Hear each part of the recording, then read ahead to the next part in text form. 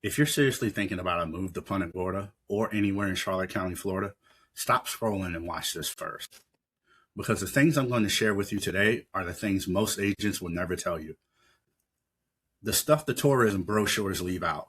The real questions people ask me every single week, and they're trying to figure out if this move is actually right for them.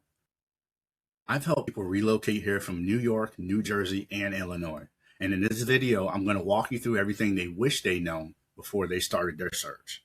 And by the end of this video, you will know exactly what to expect from the lifestyle, the neighborhoods, the things that will surprise you, and the things that could trip you up if nobody warns you about them first. So if that's something that can be useful to you, let's get into it.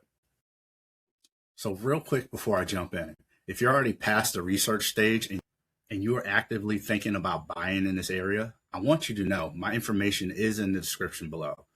So every single week I hear from buyers just like you, people that are relocating from the Northeast or the Midwest, trying to figure out if Charlotte County is the right call. Whether you're 6 months out or 6 weeks out, I'm happy to jump on a quick call, answer any of your questions, and help you understand what your options look like right now. There's no pressure and there is no sales pitch, just a real conversation. So if that sounds helpful, please reach out through the link below and let's talk. All right, let's get into what nobody tells you about moving to Punta Gorda. So let me start with why people actually make this move, because it is almost never just one reason. So the people I work with are typically somewhere between 45 and 65 years old. They spent decades building their careers, raising their families, and paying some of the highest property taxes in the country. And at some point, they look at their budget, look at the weather outside in February, and they ask themselves, why am I still here?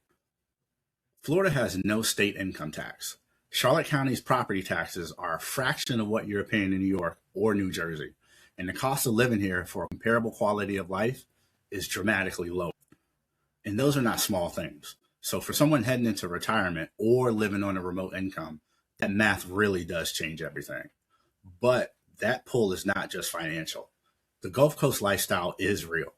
The boating, we have the beaches, the outdoor living, your warm winters. This is life that people have been working toward.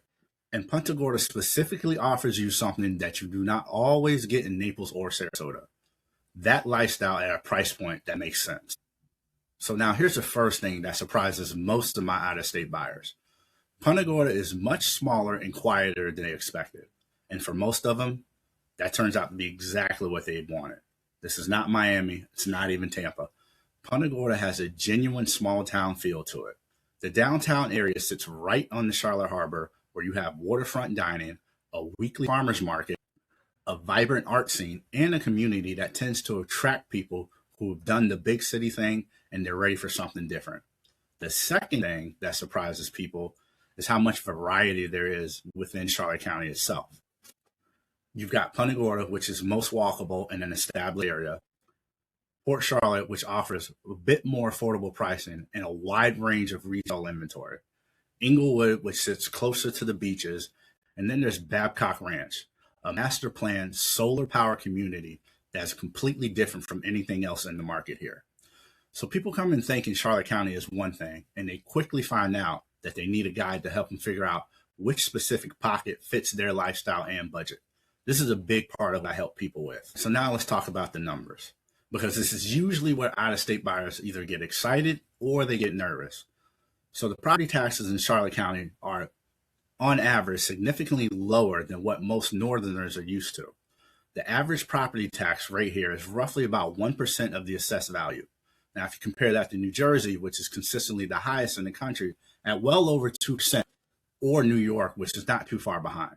So on a $500,000 home, that difference alone could put thousands of dollars back in your pocket every year. Now, one thing I do want to be upfront about, because I would rather tell you the hard stuff than you find out later, is the homeowners insurance. Florida's insurance costs have increased significantly over the past few years.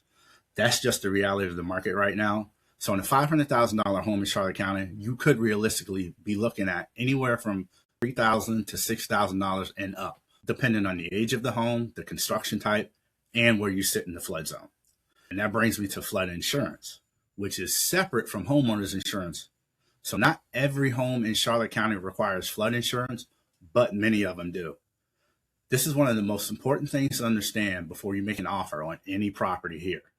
I always walk on buyers through the flood zone maps and get some insurance estimates before we even get to an offer, because those numbers can meaningfully impact your monthly budget. So the net picture. So when you factor in no state income tax, lower property taxes, and a lower overall cost of living, it's still very favorable for most people relocating from the Northeast. But you're going to go in with the accurate numbers, not just what's in the headlines. And I'm not going to skip over this one because almost out of every state buyer brings it up, and you deserve the straight up answer. Of course, yes, Charlotte County is on the Gulf Coast. And yes, we have experienced many major hurricanes. Hurricane Charlie, we had Hurricane Ian. These were some devastating storms that caused serious damage across parts of Charlotte County. And what I also want you to know is that since these hurricanes have happened, the building codes in Florida are among the most stringent in the country. Newer construction homes built within the last 10 to 15 years are engineered to significantly higher wind resistance standards than the older homes. So a well-built, properly insured home in a good flood zone can absolutely be a sound decision for you. Now, with that said, the flood zone still matters enormously. There are homes in this area that I would inform buyers of because of their flood exposure, how much that could raise the potential costs of their flood insurance. So that offers tremendous value to know as well. Knowing that difference alone is what part of a good local agent brings to the table. I would never let any buyer walk into a high-risk property without fully understanding what they're about to take on, especially when it hits their pockets. So the question I probably get asked more than anything is, can I really buy a home in Florida without being there in person? And the short answer is yes, but it does require the right process and the right agent. I do virtual tours for every property my out-of-state buyers are seriously considering. I walk through the home on video, I narrate what I'm seeing, I point out things that you probably can't see in the listing photos, the neighborhood contacts, the condition details, the things that would make me hesitate or feel confident as a buyer. I become your eyes on the ground. So when we get to the offer stage, I make sure you understand every line of the Florida contract because it is different than what you're used to up north. I also go over the inspection period, the financing contingencies, all the timelines to close, all of it. There's no surprises. And I plan discovery trips strategically. If you're flying down to see properties, I want to make that trip count. So we'll map out the right communities to see the right homes and then have real conversations about those neighborhoods. So then when you head back home, you feel confident, not more confused than when you arrived. And I want to leave you with a handful of things that come up most often when I talk to buyers after they've closed and gotten settled. The first one, do not underestimate the summer heat in Florida. It seems like May through September, sometimes October, is genuinely hot and humid. Most of the people adjust, especially because they spend these months in air conditioning or up north visiting family.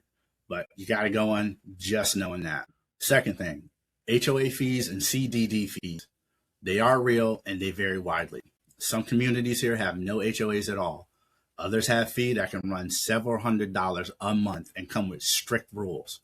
CDD fees, which fund the community development infrastructure, they're added to your property tax bill and do not go away.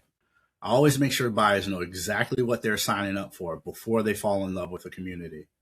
The third thing, the communities here are genuinely welcoming.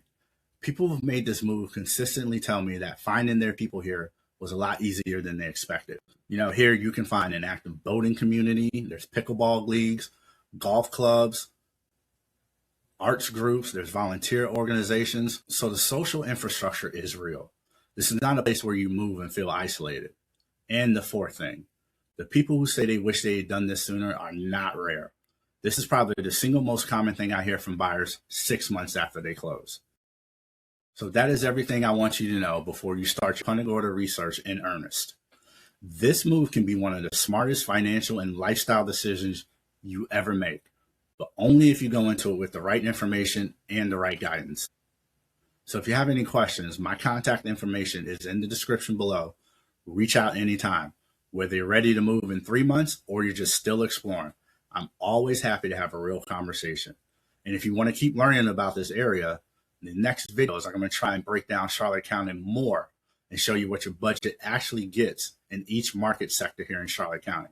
It's one of the most useful comparisons I put together for out-of-state buyers. So make sure you stay tuned right here. Thanks for watching, and I'll see you in the next one.